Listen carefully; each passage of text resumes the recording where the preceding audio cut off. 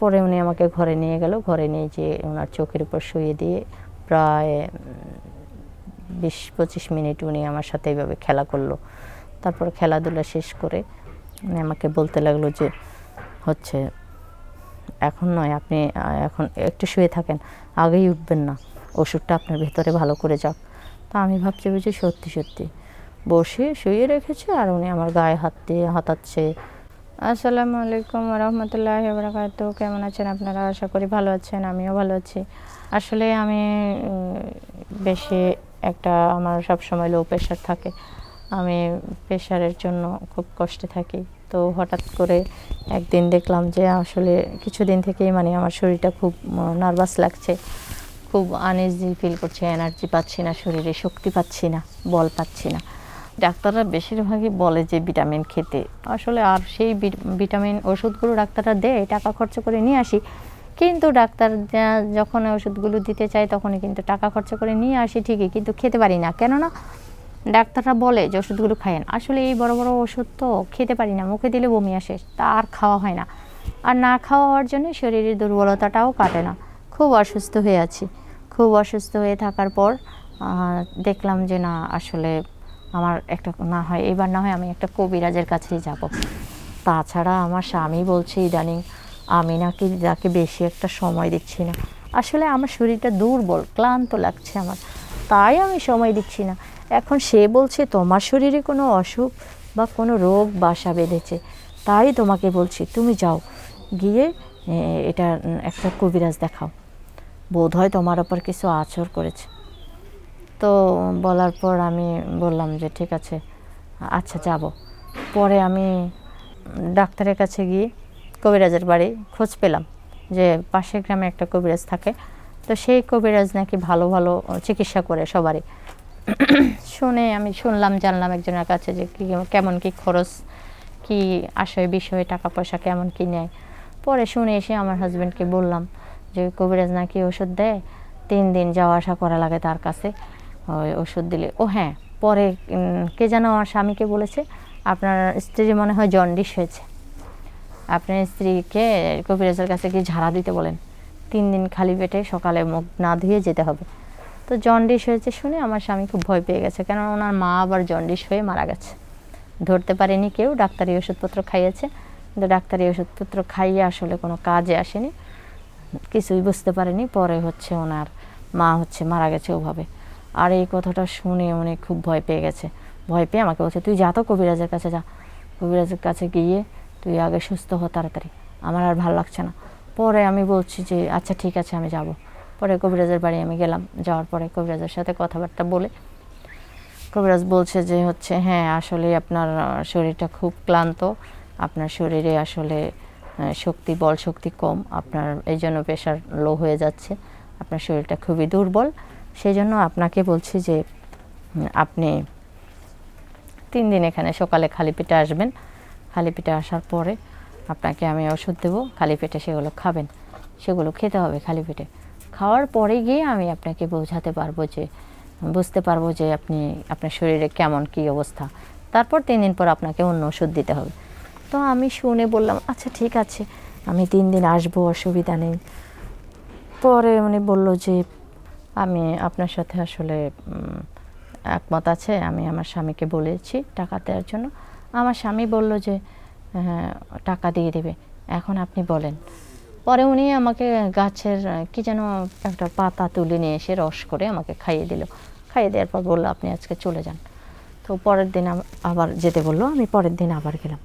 পরের দিন আবার গিয়ে দেখলাম যে আসলে উনি আমাকে বসিয়ে রেখে এই যে গেছে, এই যে গেছে, যাওয়ার পরে ওনার আর আসছে না, অনেকক্ষণ দেরি হয়ে গেছে, এদিকে বেলা উঠে যাচ্ছে, রোদ উঠে গেছে, উনি আসছে না। পরে কিছুক্ষণ পর আমি এদিক ওদিকে তাকাচ্ছি, আসলে বাড়িতে কেউ নাই। কেউ না থাকার জন্য আমি বললাম যে দূর, তাহলে আমি চলে যাব। পরে আমি চলে যাব, বের হয়েছি, ওই সময় উনি আসলেন, বলছে এখন চলেন ঘরে চলেন। আমি বলছি কি? বলছে চলেন, আপনার সাথে পার্সোনাল কথা আছে, আপনার অসুস্থতার ব্যাপারে। আপনার কিন্তু বিশাল একটা কঠিন অসুখ দেখা পড়েছে, আমি ধরতে পেরেছি। হ্যাঁ, ধরা পড়েছে, কিন্তু আসলে আপনাকে তো আমি প্রকাশ করে মুখে প্রকাশ করে বলতে পারছি না। আমি কি করে বলবো? দেখেন, আমার মনে হচ্ছে যে আপনার সাথে এত বড় একটা অসুস্থর খবর আমি আপনাকে মুখে দিতে পারছি না। তো আপনি ঘরে চলেন।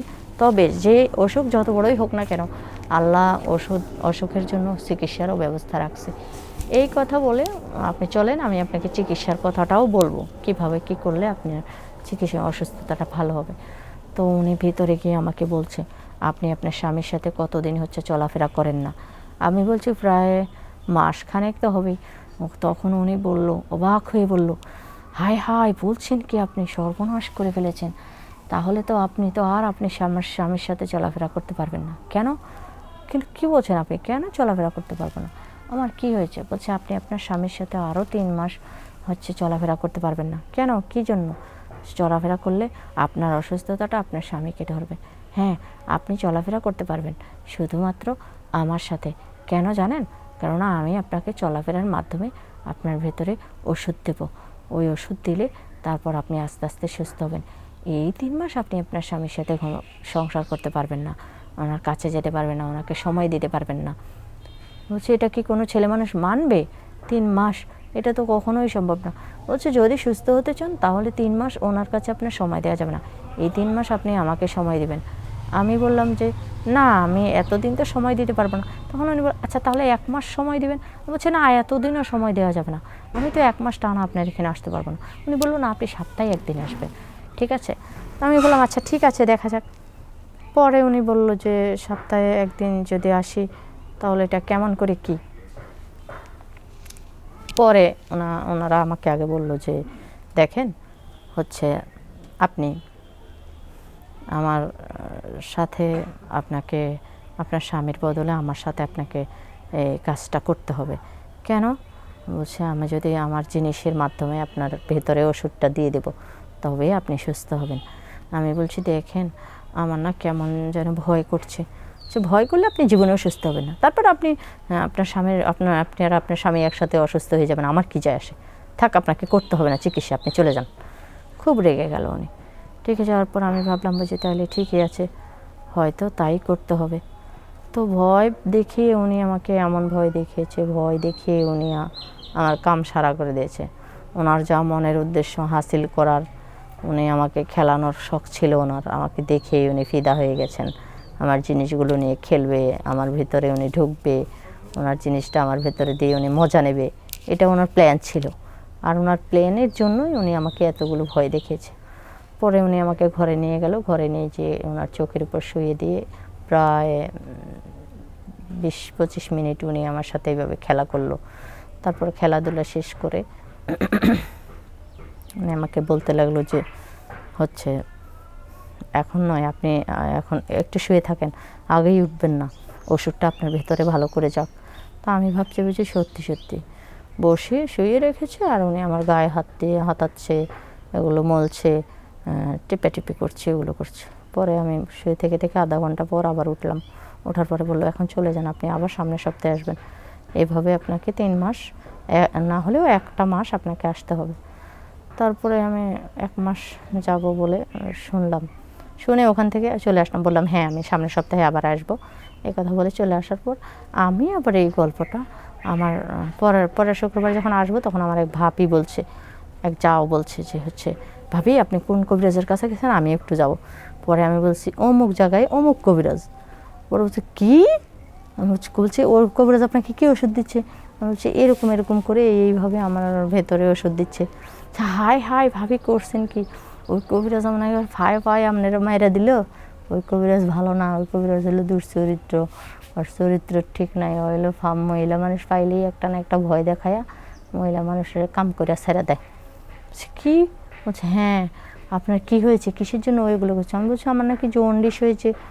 তারপর আমি আপনার ভাইয়ের সাথে সময় দিই না, আমার শরীর দুর্বল, তাই বলছে এরকম করতে হবে। না কত আপনার অসুস্থ, আপনার জন্ডিস হয়েছে, আপনাকেও গাছের পাতা রস করে খেতে দেবে, আপনাকেও গাছে হাত ধোয়াবে, আপনাকে ওগুলো করতে বলেছে।